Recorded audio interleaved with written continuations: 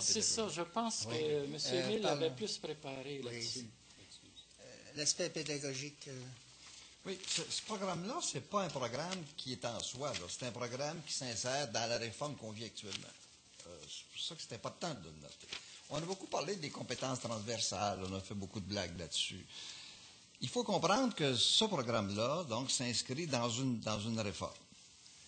Le drame de nos réformes, je l'ai dit dans une émission précédente, le drame des réformes qu'on fait au Québec, c'est qu'on ne se contente pas de dire voici un programme, et à vous, professeurs qui connaissez les enfants, qui vivez avec les enfants, qui êtes les praticiens, de trouver la bonne méthode pour l'enseigner. Les nouveaux programmes, c'est pas ça.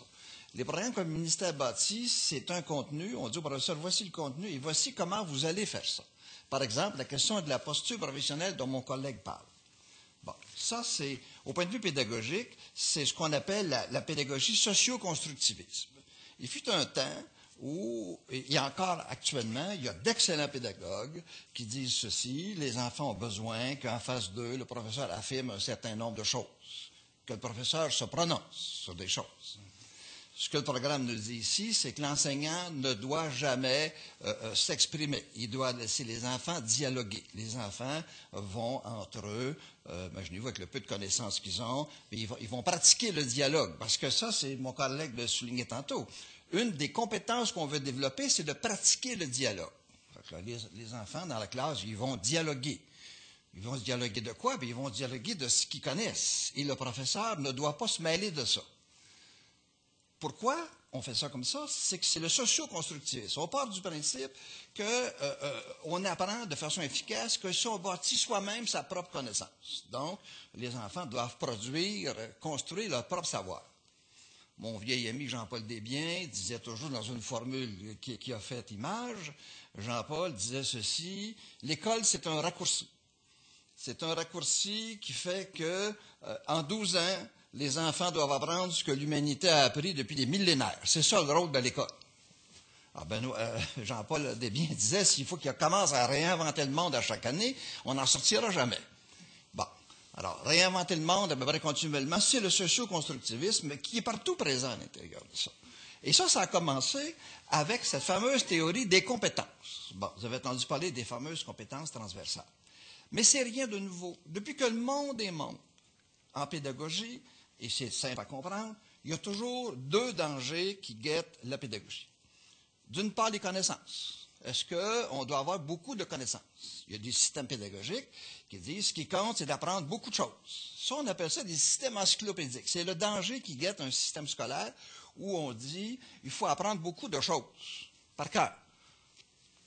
On est bien loin de ça. Le danger, puis là, il n'y a aucun danger d'encyclopédisme qui nous menace. L'autre danger qui est tout aussi grand, c'est celui dans lequel on est, qui consiste à dire, ça a commencé avec le fameux adage que vous connaissez, ce qui consiste, c'est d'apprendre à apprendre. L'important, c'est d'apprendre à apprendre. Ça a fait fortune, cette affaire-là, apprendre à apprendre. Ce qui compte, c'est pas d'apprendre, c'est d'apprendre à apprendre. Jusqu'à ce que quelqu'un bien sage dise, ben oui, mais c'est peut-être bien que quand on apprend quelque chose, on apprend à apprendre. Bon, ben là vous l'avez la réponse. En résumé, ce qu'il faut faire, c'est qu'il faut que ce qu'on appelle les compétences, mais ça a toujours existé. Je vous donne un exemple.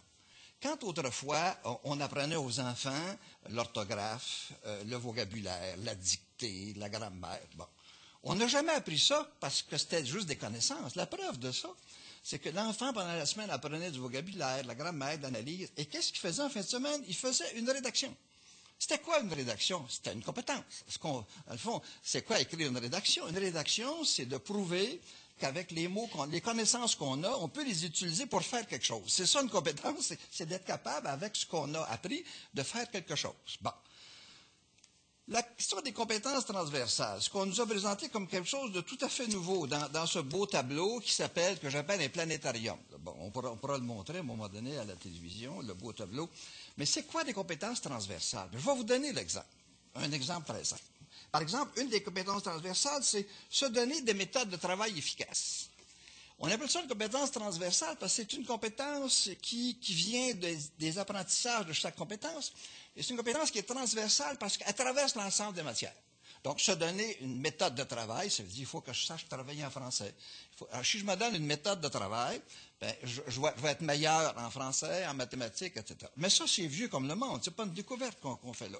Tous les vieux pédagogues savent, depuis que le monde est monde, que quand on acquiert une faculté, et c'est Simone Veil, la grande philosophe, qui disait une chose très bonne, qui est très belle, qui est une base en pédagogie. À chaque fois que je parlais à mes étudiants, je leur disais ceci. Simone Veil disait, si on a travaillé pendant 1 heure sur un problème de mathématiques et qu'on n'a pas résolu le problème de mathématiques, on a quand même progressé dans une autre dimension de l'âme humaine, qui fait qu'à un moment donné, même si on n'a pas compris le problème de mathématiques, parce qu'on a travaillé dessus, on va mieux comprendre une œuvre de Mozart. Mais ça, c'est Simone Veil qui écrivait ça, et tous les vieux sages pédagogues savaient ça, que quand on travaille fort dans un domaine, cette habilité qu'on acquiert dans un domaine se transpose dans les autres domaines d'activité. C'est ça le transversal, c'est-à-dire ça traverse les autres domaines d'activité. Mais ça, c'est pas nouveau. Le danger, c'est qu'on s'amène à dire, on a découvert quelque chose, on va tout axer sur les compétences transversales. Donc, tout ça pour dire que c'est des chicanes de pédagogues, c'est des manques de nuances, c'est une espèce de, comme on a dit hier dans l'émission, on essaie toujours de noircir le passé pour embellir l'avenir. On essaie de nous faire croire qu'on ne s'est jamais occupé des compétences transversales. C'est absolument faux. Tout ça, c'est une question de dosage, au fond. Mais ce qu'il faut retenir de ce que je viens de dire, c'est que ce programme-là, Éthique et culture religieuse, vient de cette conception de la pédagogie qui dit que le professeur marque bien l'expression posture professionnelle. Pourquoi on n'a pas dit l'attitude de l'enseignant?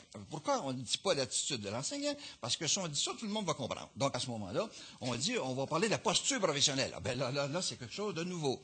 Mais c'est quoi la posture professionnelle? C'est l'enseignant, il va faire quoi en classe? Est-ce qu'il intervient ou s'il n'intervient pas? Alors, la nouvelle posture professionnelle, ça n'a rien à faire avec les problèmes du dos, là, c'est tout à fait d'autre chose. Je t'arrête là-dessus parce que nous allons prendre une pause. Et c'est parce que aussi j'aurais une question tout à l'heure à poser sur la posture professionnelle. Je voudrais soumettre un cas qui pourrait relever de la posture professionnelle. Alors, nous nous retrouvons après la pause. Pourquoi il donnait des exemples? Bon. J'aimerais qu'on revienne au fondement philosophique des Durand. Oui, tout à l'heure, je n'ai pas donné mon opinion. Je voudrais la dire très rapidement en 3 points. Premièrement, quand on parle comme objectif explicite, là, dernier, là, la reconnaissance de l'autre, la poursuite du bien commun, le vivre ensemble, la tolérance, la coexistence, le dialogue, on est dans un cours de sociologie des religions. Et c'est pourquoi, d'ailleurs, plusieurs des promoteurs auraient voulu mettre dans ce secteur-là l'éducation civique, en disant ça va ensemble. Mais c'est évident à la lecture que ça va ensemble. C'est un cours de sociologie ou d'apprendre à vivre ensemble, si on veut, d'éducation civique. Et ça pose la question de qu'est-ce que ça veut dire culture religieuse? Il y a un premier sens de culture encyclopédique. Il y en a des connaissances, trop peut-être. Hein? Mais la culture, c'est pas juste d'avoir des connaissances disparates. C'est être capable d'intégrer ces connaissances-là pour que ça ait un sens, pour que ça fasse un système qui donne sens à une vie.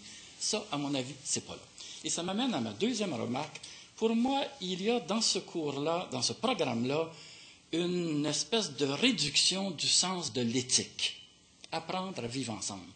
L'éthique, c'est bien plus que ça. C'est s'interroger sur le bien et le mal, sur les valeurs, sur le sens de la vie, sur la souffrance, et finalement sur le sens des valeurs de l'expérience humaine. Hein. C'est presque pas là. Il y a une fois, c'est là comme une phrase. C'est pas ça qui domine du tout.